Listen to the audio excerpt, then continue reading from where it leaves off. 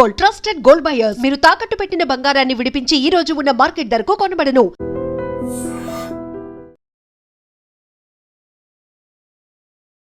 నమస్తే అమ్మా.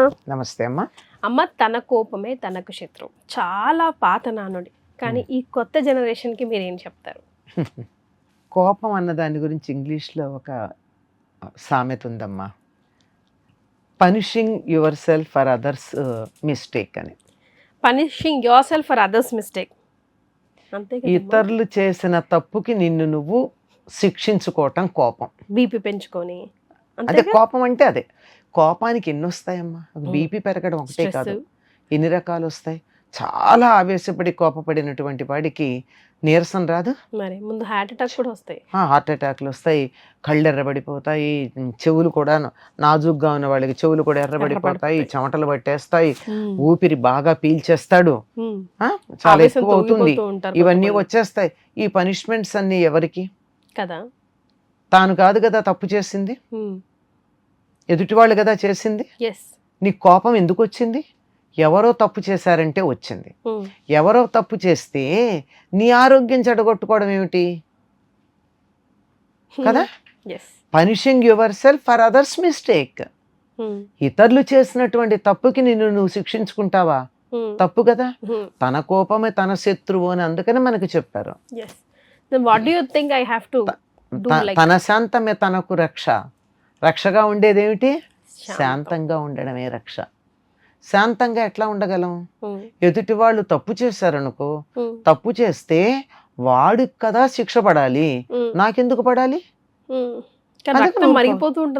ఎందుకు మరగాలి? అదే అంటున్నాను, ఎందుకు మరగాలి? ఎందుకు మరగాలి?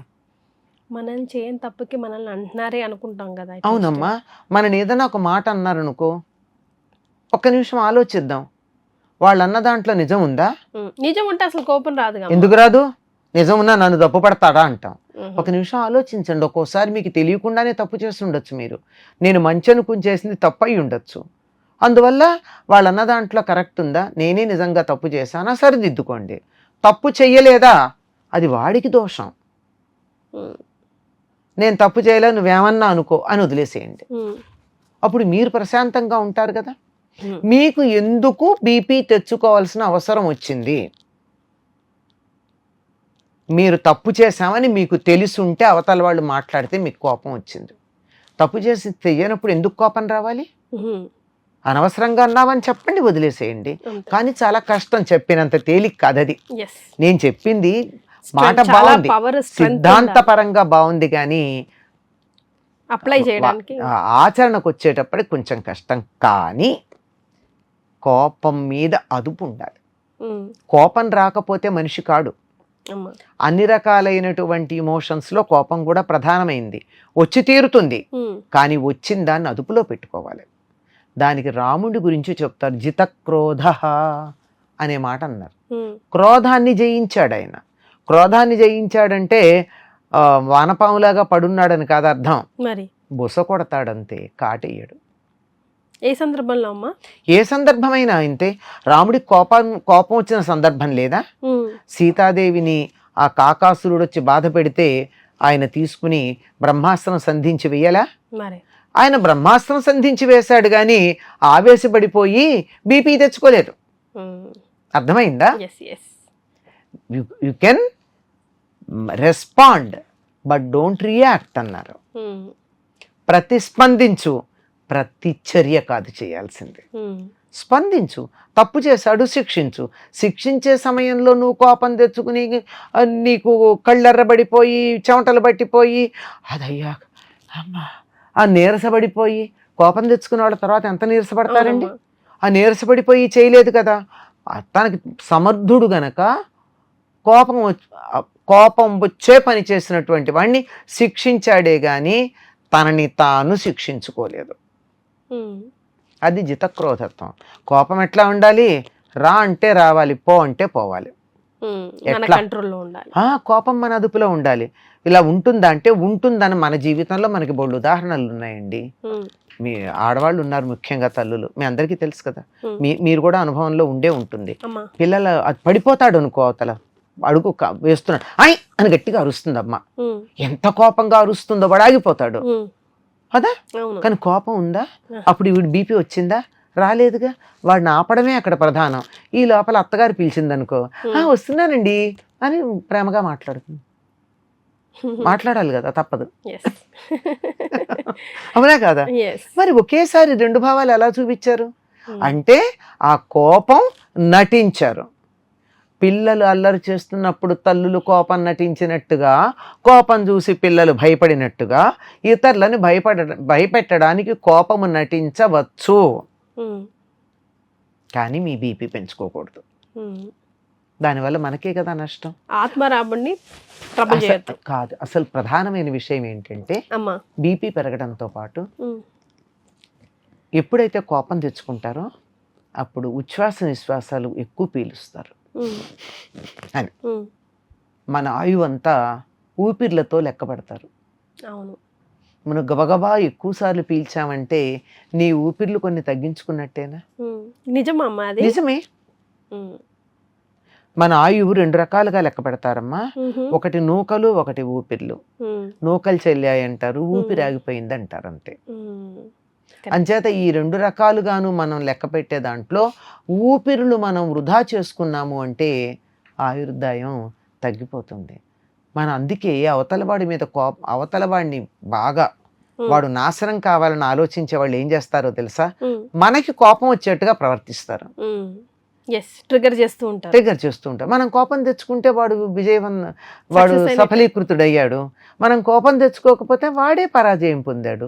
కనుక ఎదుటి వాళ్ళని ఓడించడానికి పెద్ద మార్గం ఏమిటంటే కోపం తెచ్చుకునే పరిస్థితులు వాళ్ళు కల్పించినప్పుడు కోపం తెచ్చుకోకుండా ఉండడం. దీన్ని మించిన విజయం మరొకట్లేదు. కరెక్ట్.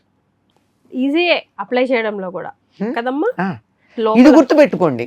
ఇప్పుడు కోపం తెచ్చుకోవద్దంటే తెచ్చుకోలేకపోతాం, కానీ అవతల వాళ్ళ మీద విజయం సాధించటం ఏమిటి అంటే కోపం వచ్చే పరిస్థితులు తెప్పించాక కూడా కోపం తెచ్చుకోకపోవడమే విజయం సాధించటం.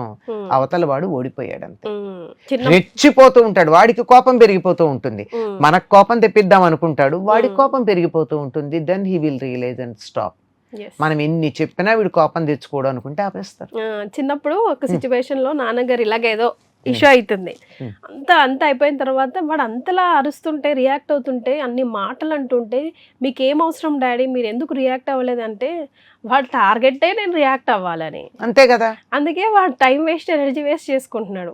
అన్ని అయిపోయాయి, ఏం చేశాడు? ఫైనల్ గా వెళ్ళిపోయాడు కదా. అంతే కదా.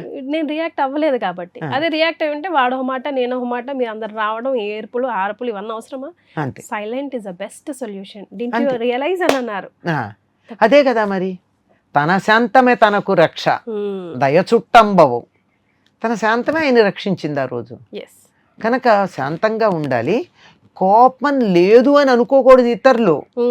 మనకు కోపం వస్తుందని తెలియాలి, కానీ కోపం మన మీద ప్రభావం చూపించకూడదు. నాకు వచ్చే కోపం నా ఆరోగ్యాన్ని చెడగొట్టకూడదు, నా ఆయుర్దాయాన్ని తగ్గించకూడదు. ఇది నేర్చుకోవాలి మనమంతా. మీరు ఎలా నేర్చుకుంటున్నారు, మీకేం అర్థమైంది కమెంట్ చేయండి. థ్యాంక్ యూ సో మచ్ అమ్మా.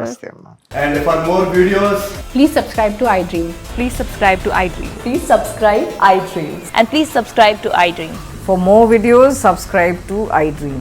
please like, share and subscribe to the channel. Congratulations, iDream. Subscribe to iDream. Subscribe to iDream. So subscribe to iDream Media.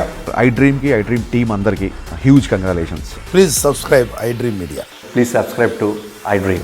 Subscribe iDream. Please subscribe to iDream.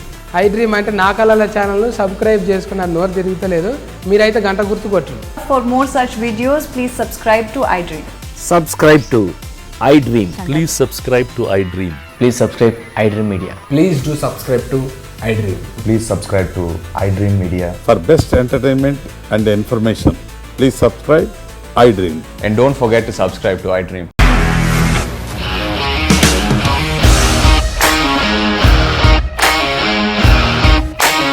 ఇండస్ట్రీలో commitment issues వస్తే నీకు కూడా వచ్చినట్టు morning తీసుకెళ్ళారంటే కొట్టి పడేస్తారు.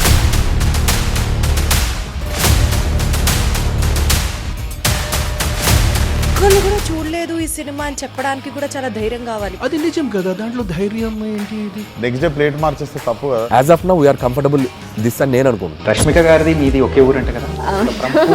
నీకు కోపం వచ్చిందంటే బాగా తిట్టేత్తరా? తిట్టేద్దామండి. నిజంగా గేమ్ ని ఎలా చేంజ్ చేయగలిగారు? ఏపీఎస్ఎఫ్సి వాళ్ళకి 6 నెలల్లో నేను 6 లక్షలు కట్టా. బిజినెస్ చేయాలనుకుంటే it is as difficult as riding a tiger.